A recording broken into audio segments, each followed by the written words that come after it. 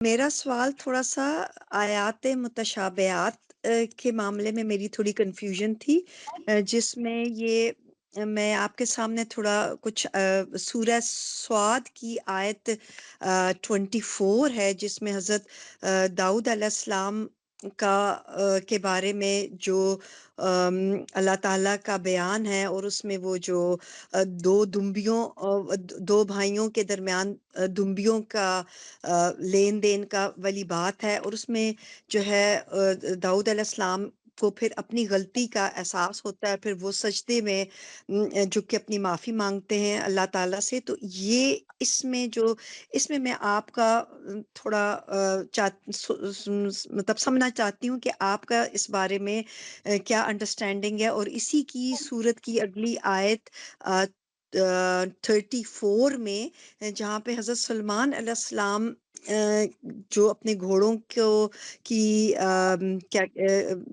की रेस के बाद उनको उनकी पिंडलियों और गर्दनों पर हाथ फेरते हैं, तो इससे क्या मुराद है? या उन्होंने उनको वो बाज़ मुफस्सिरीन ने उनको उनका ज़बह कर देते हैं, या फिर उनको भी अपनी गलती का एहसास होता है, और वो भी अल्लाह से मग़फ़िरत माँगते हैं। और फिर इसी तरह सूरह नमल में जो ज़िक्र है धाबतुल मिनल अर्ज़ का, तो ये सारी जो आयात हैं, इनको आप किस तरह अंडरस्टैंड करते हैं, और ये मतलब हम इनसे क्या नतीजा अक्स कर सकते हैं? आया ये मुतशाबिहात हैं?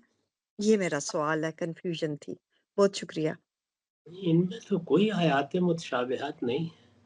दुनिया में जो पेश आते हैं वाक़यात वही बयान हुए हैं। इसमें आप मेरी तफ़सीर मौजूद है, वो अगर आपके पास नहीं है तो आप उसको इंटरनेट से भी देख सकती हैं। उसमें इन आयात को निकालिए और उसको पढ़ लीजिए। अगर आप अभी भी मुझे बताएँ कि इसमें क्या पेश आया है, तो उसको मैं वाज़ेह कर दूँगा। लेकिन ये तो आयात मुतशाबिहात नहीं है। सैयदना दाऊद के पास कुछ लोग आए हैं, उन्होंने किसी मामले में उनको तवज्जो दिलाने के लिए तमसील का तरीका इख्तियार किया। उससे उनको तवज्जो हो गई कि इस तरह की गलती या इससे मिलता-जुलता मामला तो कोई मेरे यहाँ भी है। तो उन्होंने अल्लाह ताला से माफ़ी माँगी, वो अल्लाह की तरफ मतवज्जे हो गए। इसको अल्लाह ताला ने एक मिसाल के तौर पर पेश किया है कि हम इंसानों से क्या बादशाह भी हों, अंबिया भी हों, गलतियाँ हो जाती हैं। लेकिन गलती होने के बाद जब तवज्जो दिलाई जाए, तो एक बंदा मोमिन का रवैया क्या होना चाहिए? तो इसमें अगर आप एक-एक को ले लें, तो मुझे बताइए कि इसमें क्या चीज़ है जो आपकी समझ में नहीं आई? जी, वो जो ये वाली हज़रत दाऊद अलैहिस्सलाम वाली जो कन्वर्सेशन है कुरान में, वो तो बिल्कुल मुझे ऐसी समझ आई जैसे आपने बयान की। लेकिन फिर ये आगे चल के आयत जो हज़रत सलमान अलैहिस्सलाम की एक-एक, जो है एक-एक जो ज जस्ट जी, दूसरी जो जी। है वो भी बिल्कुल वाज़ेह है। ज़ाहिर है अच्छा। कि सैयदना सुलेमान एक गैर मामूली बादशाह हैं और बादशाहों के सामने उनके लश्कर भी पेश किए जाते हैं। कुरान ने उसकी तस्वीर खींची है, एक बड़े मौके के ऊपर जैसे हमारे यहाँ सालाना परेड होती है, वो एक मौका होता है जो बड़े जाहो जलाल के और बड़े ख़दम-ओ हश्म के मुज़ाहिरे का मौका है। उसमें घोड़े उस ज़माने में ज़ाहिर है कि फ़ौजी यूनिटों में सबसे ज़्यादा अहमियत उन्हीं की थी, वो भी पेश किए गए।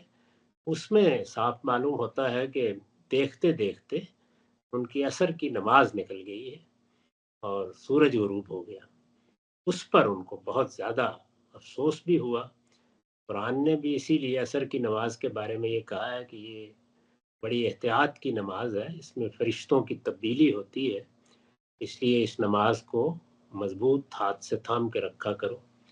तो ये हुआ उनके साथ और इस तरह की कैफ़ियत में बाज़ औक़ात आदमी में एक ख़ास तरह का इनाबत का या शर्मिंदगी का या नदामत का रद्द-ए-अमल होता है। उस रद्द-ए-अमल में वो तलवार हाथ में उस वक़्त हर आदमी की होती थी। तो वो कोई हाथ उन्होंने अ, उनकी पिंडलियों पर या उनकी गर्दन पर मार दिया, कोई कत्ल करना कोई लाज़िम नहीं है।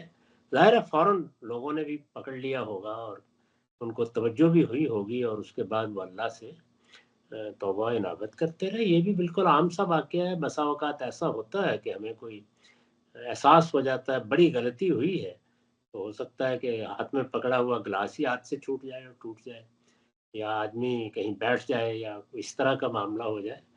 तो वो बादशाह थे, उनसे इस तरह का मामला हो गया। उसको भी कुरान ने इसकी मिसाल के तौर पर पेश किया है कि ये हो सकता है कि किसी मौके पर दुनिया मशगूल कर ले, और वो दुनिया भी वो थी जो ज़ाहिर है कि अल्लाह के दीन ही के लिए वो सल्तनत कायम की गई थी। वो मशगूलियत के बाद अगर कोई इस तरह की गलती हो जाती है तो एक बंदा मोमिन ऐसे लौटता है। तो दोनों जगह दो बाजबरूत बादशाहों की इनाबत की मिसाल पेश की है कि उन्हें अपनी जी। गलती का एहसास हुआ तो वो कैसे अपने रब की तरफ लौटे। लेकिन जो इस आयत में एक जसद लाकर डाल दिया उनके तख्त पर, तो ये उनकी अपने जिस्म और अपनी कैफ़ियत का बयान है इस एक जुमले में। जी, हमने तो इसी तरह इसको लिया है, और आप मेरी अच्छा। तफसीर में देख भी सकती हैं।